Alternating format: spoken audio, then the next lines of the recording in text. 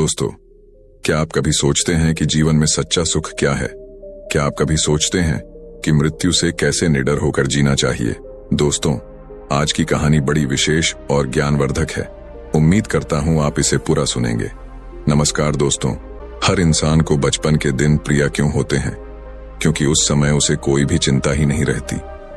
वह आजाद होता है, उसके मन में कोई लालसा नहीं होती। जिस काम में भी लग जाता है उसी में मग्न हो जाता है। लेकिन जैसे जैसे इंसान की आयु बढ़ने लगती है वैसे वैसे उसकी इच्छाएं, उसकी कामनाएं दिन ब दिन बढ़ती जाती हैं। और इसीलिए अक्सर इंसान भविष्य की तैयारी में लगा रहता है या फिर अतीत के बारे में सोचता रहता है और वह वर्तमान में जीना भूल जाता है। और वहीं अगर हम किसी छोटे बच्चे को देखें तो उसके लिए कोई भविष्य या कोई अतीत नहीं होता, उसके लिए बस वर्तमान होता है। और इसीलिए वह वर्तमान में पूरा आनंदित होकर रहता है। हम अपना पूरा जीवन कामयाब होने में अपने बेटों, अपनी पत्नी और अपने भविष्य की योजनाओं में ही बिता देते हैं। और हम हमेशा यही सोचते रहे कि पहले मैं अपने जीवन को व्यवस्थित कर लेता हूं और उसके बाद सत्य की खोज करूंगा, उसके बाद ध्यान करूंगा।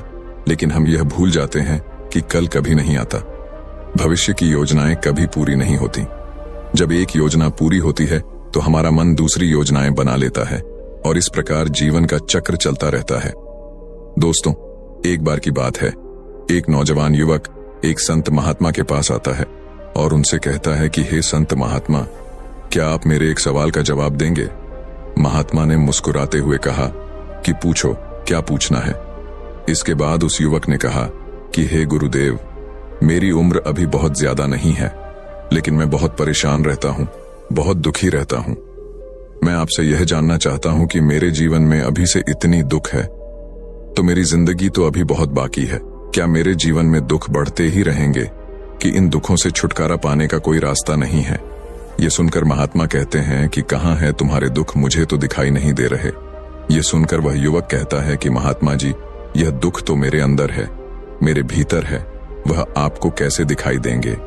ये सुनकर महात्मा उस युवक से पूछते हैं कि क्या तुम्हें अपने दुख दिखाई देते हैं? वो युवक कहता है कि हाँ गुरुदेव, मैं अपने दुखों को भली भांति देख कर रहा हूं। तब महात्मा ने पूछा कि दुखों का मूल क्या है? महात्मा और उस युवक में चर्चा चल ही रही होती है कि तभी एक शिष्य दौड़कर वहां पर आता है। वह शिष्य उन महात्मा के कान में कुछ कहता है। इसके बाद वह महात्मा उस युवक से कहते हैं कि चलो आज मैं तुम्हें जीवन का सत्य दिखाने के लिए एक जगह पर लेकर चलता हूं। वहां पर तुम्हें कुछ भी नहीं बोलना है, चुपचाप सारी बातें सुनते रहना है। इसके बाद तुम्हें अपने सारे प्रश्नों के उत्तर खुद ही मिल जाएंगे। यह कहकर वह युवक महात्मा के पीछे पीछे चलने लगता है। कुछ दूर चलने के बाद महात्मा एक घर में प्रवेश करते हैं। घर में प्रवेश करने के बाद वो युवक और वह महात्मा देखते हैं कि वहां पर बहुत सारे लोग खड़े हैं और बीच में चारपाई पर एक वृद्ध आदमी लेटा हुआ है। महात्मा को देखते ही सभी लोगों ने उनके लिए रास्ता बनाया और महात्मा उस आदमी के पास वहीं उसके चारपाई पर जाकर बैठ जाते हैं। वह युवक भी पास में ही खड़ा रहता है। इसके बाद वृद्ध आदमी जो चारपाई पर लेटा हुआ था कहता है कि है मुनिवर, मैं नहीं जानता कि मेरे जीवन में कितनी सांसें और बची हैं। पता नहीं किस वक्त मुझे भगवान के घर से बुलावा आ जाए। मैं मरने से पहले अपने कुछ सवालों के जवाब आपसे जानना चाहता हूं। मुझे पता है कि उन सवालों के जवाब आप ही मुझे दे सकते हैं, इसीलिए मैंने आपको यहां पर बुलाया है।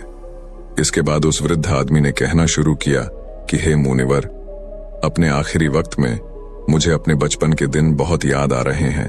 मैं अपने बचपन के दिनों को याद करता हूं और सोचता हूं कि वह भी क्या दिन थे, ना कुछ पाने की फिक्र, ना कुछ खोने का गम।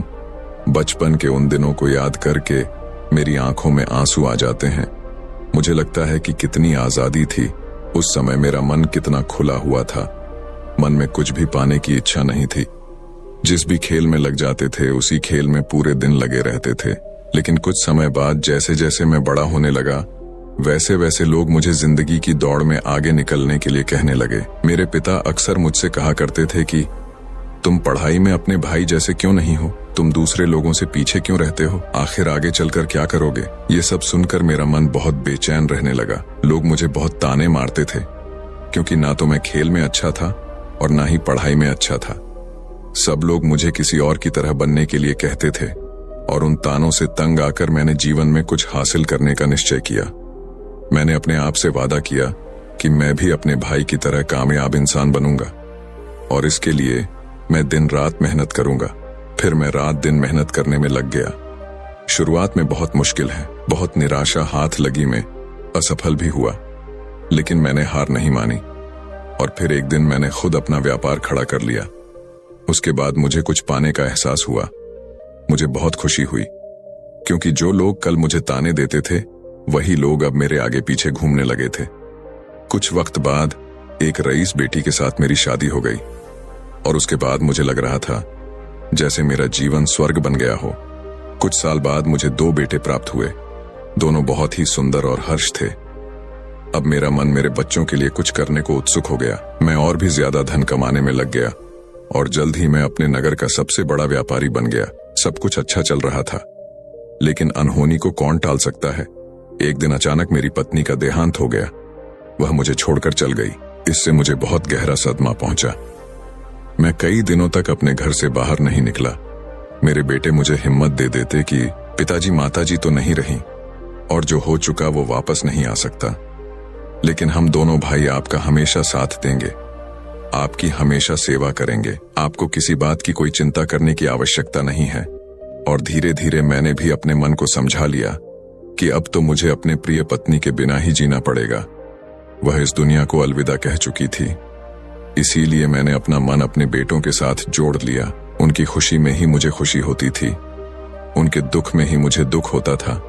इसके बाद मैंने कहा कि हे महात्मा, जीवन चक्र में अक्सर मुझे महसूस होता था कि आखिर जीवन क्या है।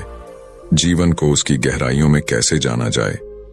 यह कैसे जाना जाए कि मैं कौन हूं और मैं इस दुनिया में क्या करने के लिए आया हूं। ऐसे तमाम सवाल मेरे मन में उठते रहते थे और मुझे आपके बारे में भी पता चला कि मुनिवर ऐसी ध्यान की प्रणालियों बताते हैं जिससे जीवन का मतलब समझा जा सकता है। लेकिन मैं हमेशा सोचता रहता था कि पहले मैं अपने जीवन से दुखों और परेशानी को दूर कर देता हूं, उसके बाद ध्यान में मैं अपना पूरा मन लगाऊंगा। और यही सोच सोच कर मैं कभी ध्यान नहीं कर पाता था।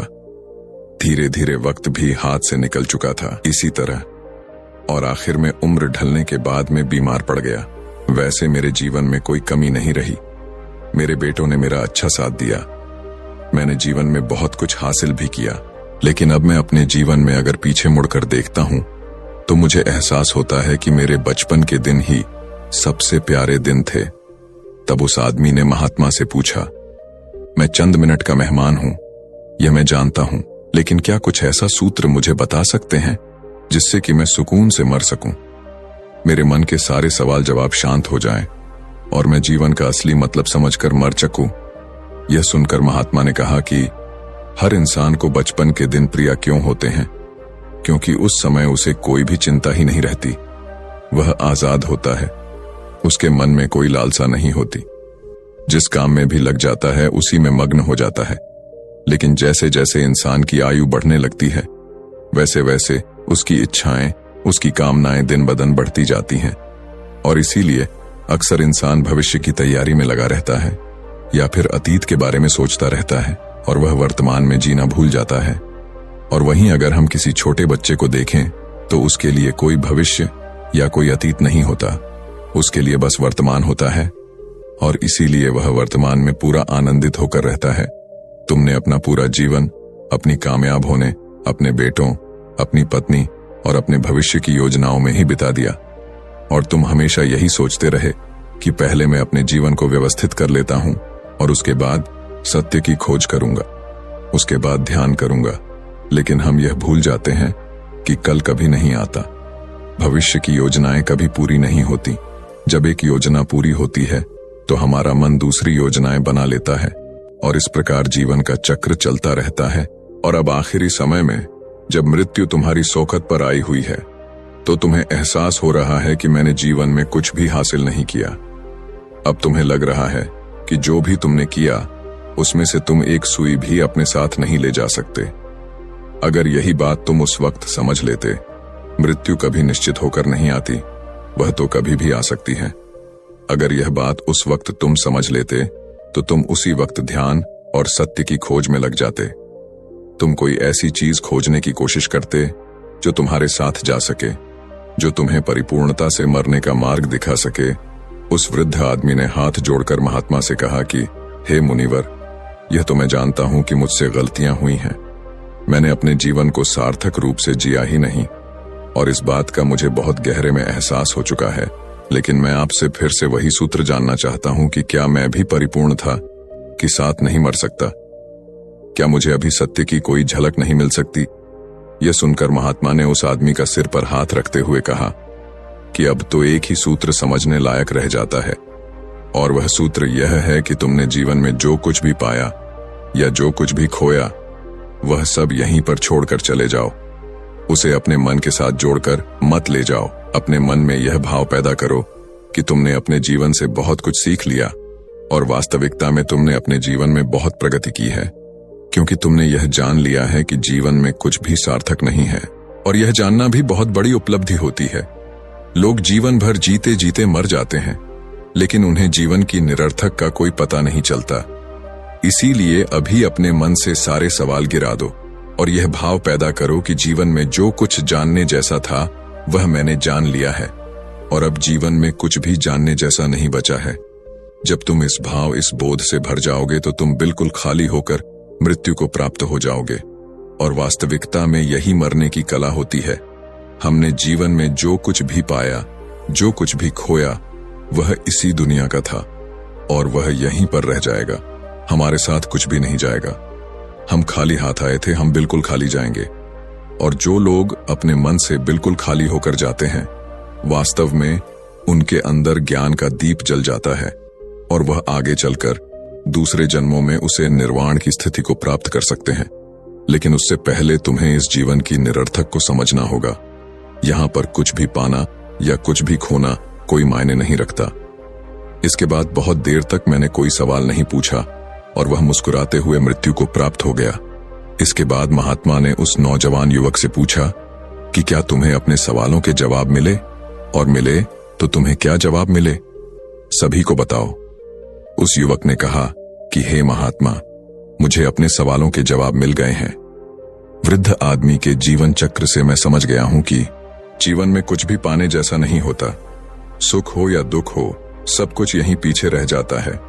और अगर हम इसी चक्कर में फंसे रह जाएंगे तो हम सत्य को कभी नहीं जान पाएंगे। इसीलिए जीवन में सुख और दुख तो चलते ही रहेंगे। इसके साथ साथ चलते हुए ही हमें सत्य की खोज करनी पड़ेगी।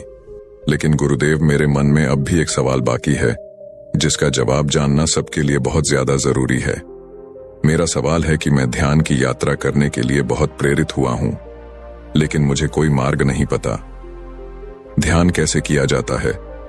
महात्मा ने कहा कि ध्यान की सभी प्रक्रियाएं तुम्हें होश में लाने के लिए ही बनी है, तुम्हें वर्तमान में लाने के लिए बनी है।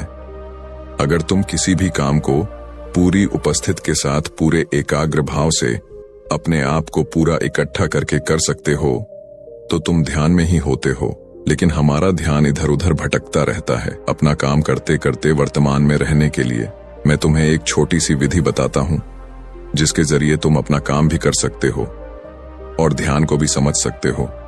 जब भी तुम चलते फिरते हो, उठते बैठते हो, सिर्फ अपने सांसों पर ध्यान लगाना शुरू करो।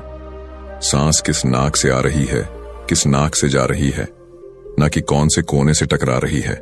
सिर्फ तुम उसके साक्षी भर हो जाओ, सिर्फ उसको देखते रहो।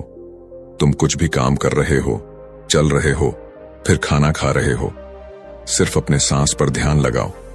और यह करते वक्त तुम्हें महसूस होगा कि तुम्हारा दिमाग, तुम्हारे विचार तुम्हें इधर उधर ले जाते हैं।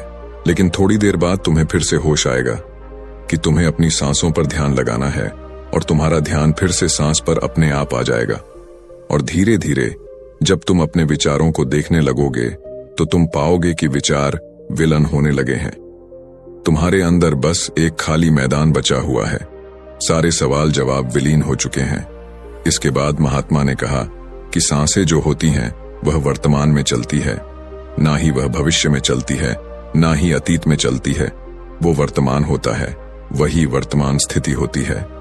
और जब तुम अपनी सांसों से जुड़ जाते हो तो तुम वर्तमान में ध्यान लगाना सीख जाते हो, क्योंकि सांसें जिन पर तुम ध्यान लगा रहे हो वो वर्तमान में चल रही होती हैं। इसके बाद धीरे धीरे हर कदम पर तुम्हें ध्यान का खुद ही एहसास होने लगेगा। फिर तुम जो भी काम करोगे उसमें तुम्हारा पूरा मन लगा होगा। तो शुरुआत वहीं से करो जहां पर तुम हो।